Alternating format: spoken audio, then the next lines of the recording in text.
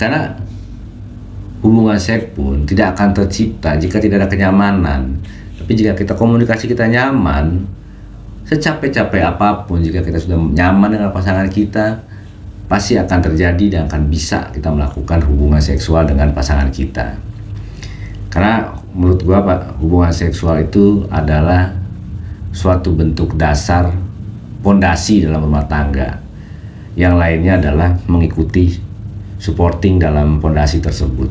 Tetapi pondasi ini tidak akan bisa terbangun jika tidak ada komunikasi. Assalamualaikum warahmatullahi wabarakatuh. Salam sejahtera untuk teman-teman semuanya. Lebih baik bercerai atau mempertahankan pernikahan. Jadi gue ambil kesimpulan di episode pertama, yang dia memilih untuk bercerai dikarenakan jika dilanjuti akan berdampak negatif buat diri dia dan juga berdampak negatif buat psikologis mental anak-anaknya. Itu memang dilema, akan tetapi biar bagaimanapun hidup adalah pilihan. Jadi tidak bisa kita memutuskan suatu perkara dengan dua jawaban. Kita harus memilih satu jawaban untuk kehidupan kita. Jika memang perpisahan itu menjadi hal yang baik dan menjadi diri kita menjadi lebih baik lagi, dan juga membuat anak-anak kita menjadi keadaan menjadi lebih baik lagi, itu adalah pilihan yang lebih baik dan memang kita harus menjalaninya seperti itu.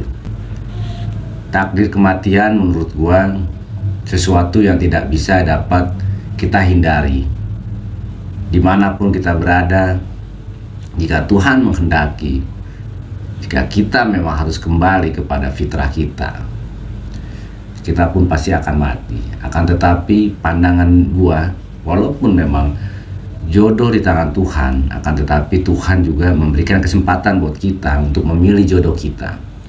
Dan jika kita melangkah dan memilih pasangan hidup kita, ada kesalahan di situ kita memilihnya yang berdampak menjadi pernikahan yang kita jalani tidak baik, kita harus menerima dengan ikhlas. Nah, kita tidak boleh menyalahkan apapun, apalagi kita menyalahkan takdir kita ataupun kita menyalahkan Tuhan sebagai pencipta kita, sebagai Sang Maha Kuasa yang menciptakan alam semesta ini. Ya, sebelumnya gue informasikan juga sama teman-teman bahwa jika ada konten gue yang 2 episode, sedikitnya ngelihat di episode pertama gue gitu kan, karena kadangkala ada topik ataupun ada pernyataan gue ataupun ada omongan gue yang mungkin tidak gue jelaskan di episode kedua, tapi gue jelaskan di episode pertama.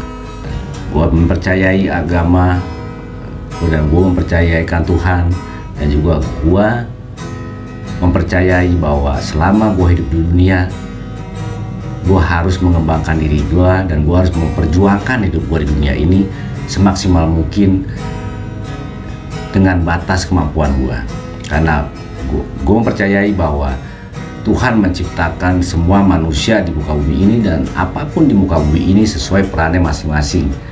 Jadi ada yang berperan sebagai ahli agama, ada yang berperan sebagai ahli kedokteran, kesehatan, dan ada yang berperan memang sebagai ahli dalam menata negara dan lain-lainnya. Jadi semuanya memang harus berperan. Semuanya memang harus berperan. Jadi gue memang mengambil topik-topik untuk konten gue, permasalahan-permasalahan sosial, permasalahan hidup yang dimana dapat memotivasi orang lain ataupun mungkin memotivasi diri gue sendiri supaya dapat lebih baik lagi dalam menjalani hidup ini. Kembali lagi kepada cerita tadi, pertemuan gue dengan teman gue ya, bahwa ini adalah suatu klasik memang hal perceraian, akan tetapi sampai kapanpun masalah-masalah hubungan rumah tangga ini akan selalu ada dengan versi yang berbeda-beda dan juga mungkin dengan sesuai dengan zamannya dan sesuai dengan generasinya. Seperti zaman sekarang juga, angka perceraian pun banyak dimanapun juga. Karena biasanya berawal dari komunikasi, berawal dari kurang transparannya berkomunikasi, kurang transparannya membicarakan keinginan dan keluhan masing-masing individu yang akhirnya berdampak panjang kepada permasalahan lain dalam kehidupan rumah tangganya. Karena jika kita menjalani kehidupan dengan lawan jenis kita, dengan pasangan kita, jangankan kita bersama dengan pasangan kita ya, sama hubungan pertemanan, hubungan sosial di masyarakat pun nggak akan kita bisa sama dalam hal berpandangan dan sama dalam melihat sesuatu hal ya. Pasti kita akan selalu berbeda dengan orang lain. Begitupun dengan pasangan. Secinta-cintanya kita, sesayang-sayangnya kita, jika kita sudah melalui fase setahun, 5 tahun, 10 tahun apalagi, itu pasti akan ada fase-fase perbedaan di situ. Mungkin awal-awal kita bersama itu pasti penuh dengan kasih sayang dan cinta, dikarenakan masih berawal dan masih memulai hubungan pernikahan. Di situ masih banyaknya rasa cinta dan rasa ketidakenakan dan juga rasa pengertian di situ. Akan tapi lambat laun, tahun demi tahun itu pasti ada perubahan, di mana cobaan rumah tangga itu banyak dari segi finansial, bahkan dari segi hubungan seksual pun itu tidak dipungkiri pasti akan terjadi percecokan, karena di situ ada keinginan dan haknya masing-masing. Kalau gue simpulkan dari cerita episode pertama yang gue langsung memang ketemu dengan teman gue itu, gue punya pandangan memang seperti yang gue ungkapkan di episode sebelumnya, jika suatu hal hubungan yang tidak dapat dipertahankan ataupun kenyamanan yang sudah tidak dapat dipertahankan lagi dan malah memicu kita setiap waktu menjadi perselisihan, konflik, yang bahkan konflik tersebut kadang-kala mengakibatkan anak-anak kita. Dia kan biasanya kayak gitu. Dan juga dijelaskan juga sebelumnya bahwa kita ada konflik dengan pasangan kita. Pada saat dia bekerja ataupun pada saat kita bekerja sebagai laki-laki, kita bekerja, itu biasanya seorang istri akan melampiaskan kemarahannya kepada anak-anaknya, ataupun pada saat hari libur mungkin seorang ayahnya, papanya, bapaknya, dia akan melampiaskannya juga kepada anak-anaknya, akan menjadi imbasnya. Dan itu seringkali terjadi pada siapapun juga. Konflik antara pasangan mengakibatkan berdampak kepada anak-anaknya juga, dan seringkali melampiaskan juga kepada anaknya juga. Jadi broken home itu memang bukan hanya terjadi kepada hubungan suami istri yang berpisah, yang akhirnya berdampak kepada anak-anaknya menjadi broken home. Akan tetapi pada keluarga inti pun yang masih bersama-sama, akan tetapi mereka tidak punya kenyamanan dan mereka tidak bisa menjaga komunikasi dengan baik, anak-anaknya pun akan berdampak broken home. Mereka akan terganggu mentalnya, terganggu psikologisnya. Anak setiap waktu, setiap hari selalu melihat, selalu mendengarkan keributan antara ayah dan ibunya, papa dan mamanya, dan itu malah lebih berbahaya menurutku, lebih berbahaya seperti itu. Memang lebih baik tidak berpisah, akan tetapi jika memang berkomitmen tidak berpisah, harus benar-benar semaksimal mungkin membangun kembali hubungan itu seperti sedia kala. Jangan sampai karena kita merasa memperjuangkan anak-anak kita, supaya anak kita terus ada pada lingkungan hidup kita ya, bersama-sama, jadi mempunyai ayah dan ibunya, anak kita merasa nyaman tinggal dalam satu rumah dengan ayah dan ibunya. Akan tetapi kita tidak memikirkan diri kita, tidak memikirkan kebahagiaan kita bersama antara ayah dan ibunya. Sebagai pasangan suami istri ya, lambat laun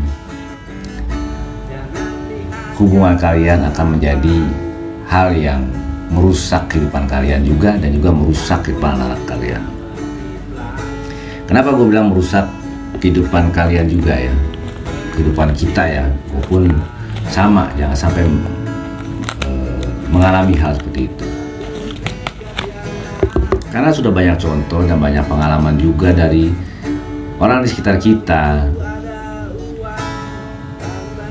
dan gue juga prihatin dan berdoa supaya yang mengalaminya jika belum berpisah akan mendapatkan suatu solusi untuk hidupnya, entah dari apapun, entah dari kesadaran mereka berdua dapat kembali dengan normal lagi dan menjadikan kehidupan rumah tangganya menjadi kehidupan yang harmonis dan penuh dengan kasih sayang. Karena kehidupan itu memerlukan kasih sayang. Karena kan gini ya, dan itu sangat menyiksa hati biasanya. Ada yang mempertahankan demi anak, tetapi karena tidak dipungkiri mereka pun membutuhkan keinginannya untuk melakukan hal seksual, dikarenakan memang itu adalah kodrat manusia.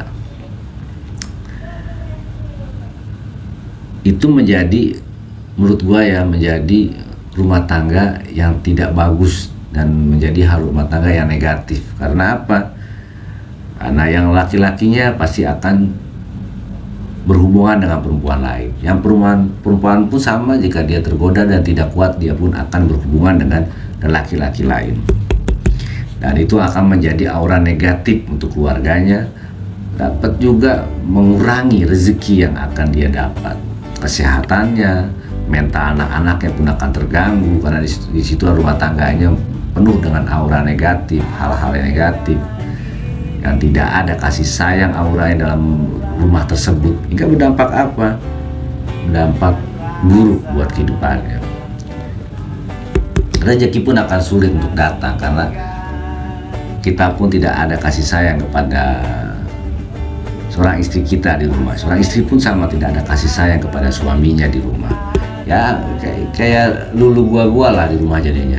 Jika perlu ya lu ngobrol, jika tidak perlu lu gak akan ngobrol. Bahkan jika ketemu pun lu hanya asik dengan handphonenya masing-masing. Yang satu ada di kamar, yang satu ada di ruang tamu nonton TV atau main handphone atau telepon-teleponan dengan perempuan lain. Dan itu sebetulnya malah menyakitkan hati orang lain buat gue.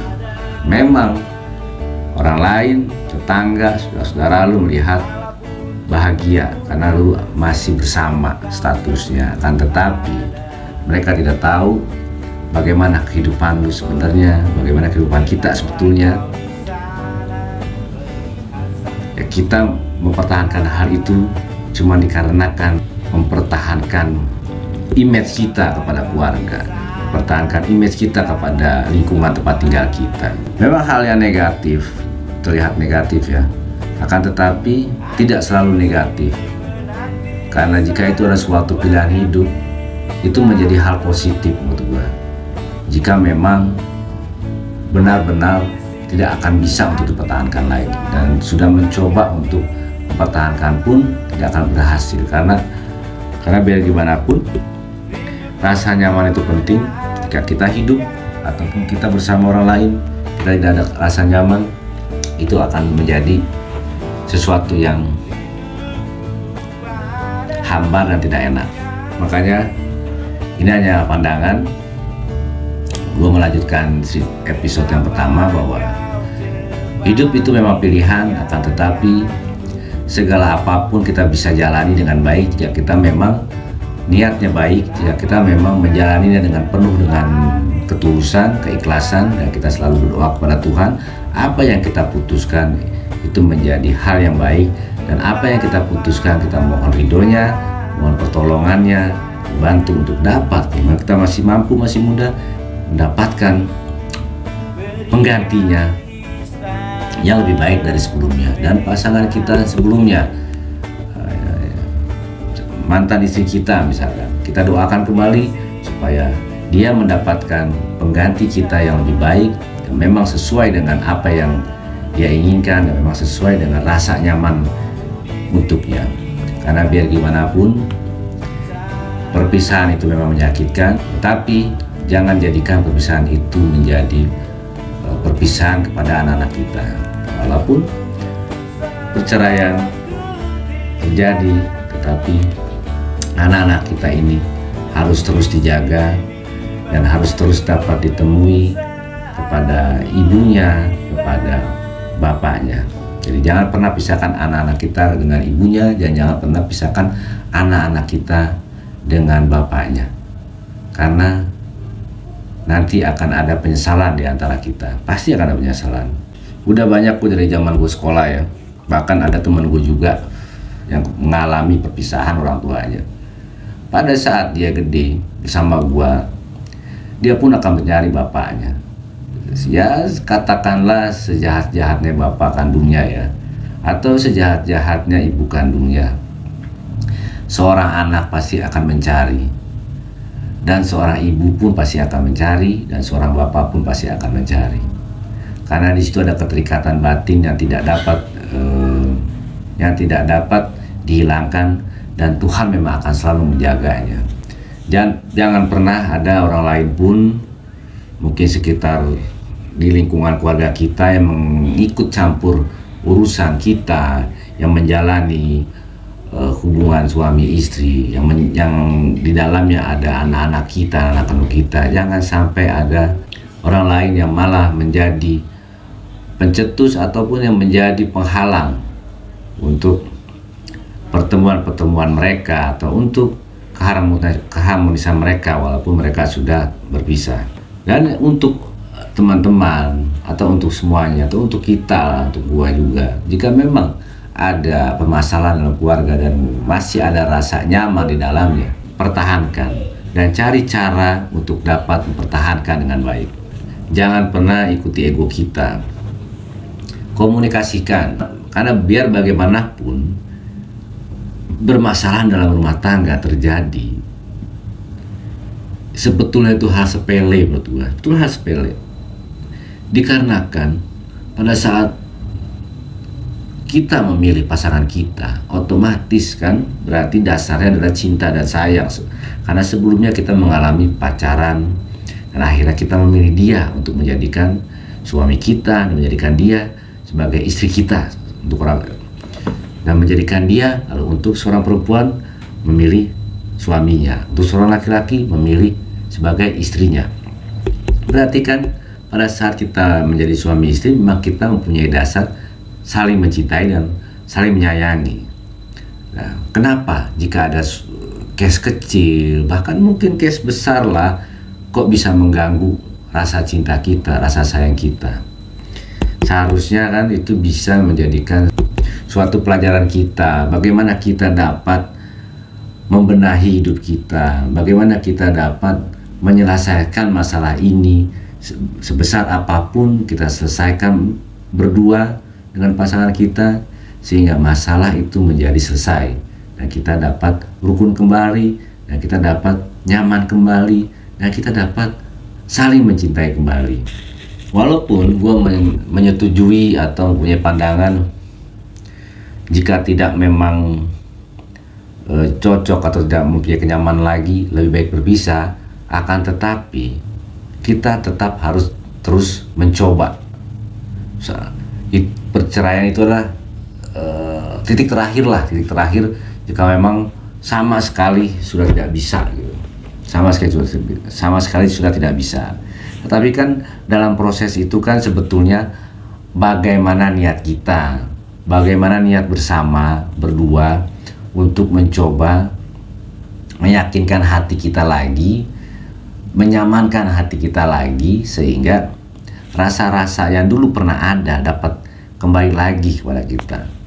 Kalau gua termasuk alhamdulillah berhasil lah untuk mengembalikan rasa kembali seperti bagaimana pada saat gue pertama kali ketemu pasangan gue.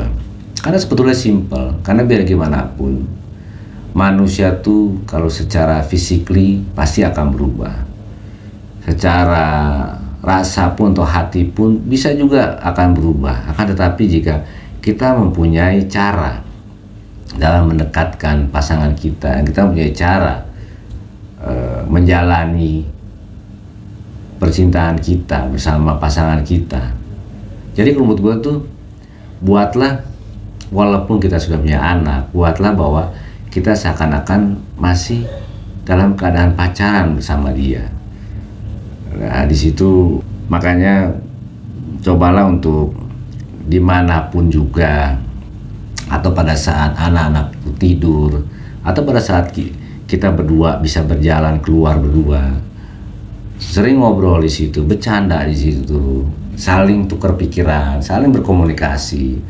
Hal sekecil apapun komunikasikan, karena kita merasa nyaman dan pasangan pun merasa nyaman. Kadang-kadang dengan hal-hal yang receh, dengan omongan-omongan yang receh-receh gitulah, yang sebetulnya itu omongan mungkin ya nggak harus diungkapkan juga, nggak harus cerita juga, tapi sekecil apapun cerita kita, jika pasangan kita itu akan tetap mendengarkan, atau pasangan kita menceritakan hal-hal kecil, hal-hal receh, dan kita sebagai pasangan empati mendengarkannya dengan baik, sebagai pendengar yang baik, itu berdampak positif, karena pasangan kita yang sedang bicara dengan kita merasa tersanjung, merasa nyaman, merasa tenang, dikarenakan apapun yang dibicarakan kita hormati dan kita tangkap dengan baik. Begitupun sebaliknya, jika kita sedang bicara, apapun yang kita bicarakan, pasangan kita pun akan mencoba untuk selalu mendengarkan, menjadi pendengar yang baik.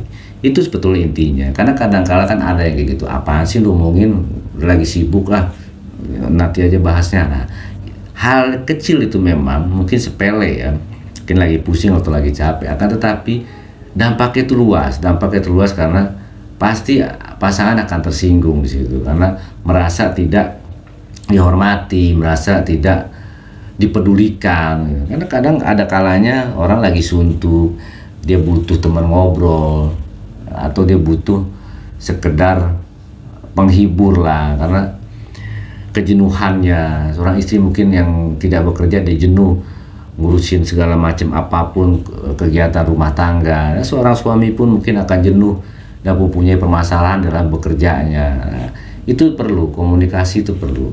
Bangunlah komunikasi sekecil apapun. Karena hubungan seks pun tidak akan tercipta jika tidak ada kenyamanan. Tapi jika kita komunikasi kita nyaman, secapek-capek apapun, jika kita sudah nyaman dengan pasangan kita, pasti akan terjadi dan akan bisa kita melakukan hubungan seksual dengan pasangan kita. Karena menurut gua Pak, hubungan seksual itu adalah suatu bentuk dasar pondasi dalam rumah tangga. Yang lainnya adalah mengikuti, supporting dalam pondasi tersebut. Tetapi pondasi ini tidak akan bisa terbangun jika tidak ada komunikasi, tidak akan bisa terbangun. Dan rasa itu tidak akan bisa terbangun jika tidak ada komunikasi. Dan jika komunikasi tidak nyaman, yang timbul hanya keterpaksaan di situ, keterpaksaan dan keterpaksaan. Dan keterpaksaan itu berdampak ya kayak bom waktu lah, berdampak buruk untuk hubungan rumah tangga.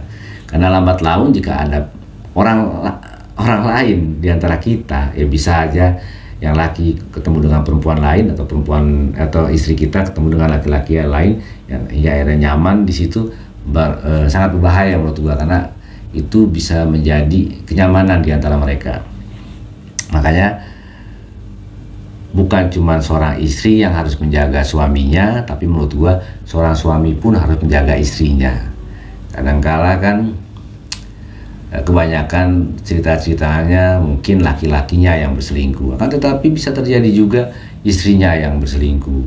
Berselingkuh itu kan luas ya, bisa secara fisik, bisa juga secara verbal. Dengan ya zaman modern sekarang kan bisa mungkin sekedar chatting aja via handphone segala macam. Memang mungkin tidak terjadi sesuatu, tapi itu adalah suatu bentuk perselingkuhan menurut gue. Nah, itu bisa merusak perasaan pada hubungan suami istri. Ya, gue harap kita semua selalu menjaga komunikasi dengan pasangan kita, karena biar bagaimanapun tidak mengenal usia. Karena apa yang telah gue lihat dan gue amati, bisa dalam hubungan suami istri yang masih muda, dan bisa juga terjadi pada hubungan suami istri yang sudah mendekati usia yang mapan. Ya, di usia 40 ke atas pun pernah terjadi dengan orang lain, dan gue mengamati hal itu, dan gue pun menjadi orang pendengar curhatan orang di situ, curhatan partner teman gue mengalami masalah percintaannya dengan usia yang sudah lumayan dewasa. Ada juga seorang perempuan yang curhat pada gue, udah mulai dewasa juga, yang menurut gue ya untuk cerai pun sebetulnya menjadi hal yang sulit karena dengan usianya seperti itu, dan sangat disayangkan lah menurut gue. Ya, itu bisa terjadi pada siapa aja, dan bisa terjadi pada orang yang berusia berapapun. Jadi menurut gue, berapapun usia kita, berapapun fase kita dalam menjalani hubungan rumah tangga, ya, suami istri, selalu jaga komunikasi. Setiap masalah apapun, sekecil apapun dan seberat apapun dibicarakan, dan selalu menghormati pasangan kita jika sedang berbicara, dan selalu menghargai, dan selalu beri ruang-ruang untuk kita dimanapun dan apapun yang terjadi. Cari ruang dan momen tertentu untuk dapat berkomunikasi atau sekedar jalan bersama berdua. Semoga jadi bermanfaat dan tidak akan pernah terjadi kepada kita semua. Kita selalu hidup rukun dan penuh dengan kasih sayang, menjaga hubungan harmonis dengan pasangan kita dan anak kita. Assalamualaikum warahmatullahi wabarakatuh. Salam sejahtera untuk semuanya. Salam Bung Ayat.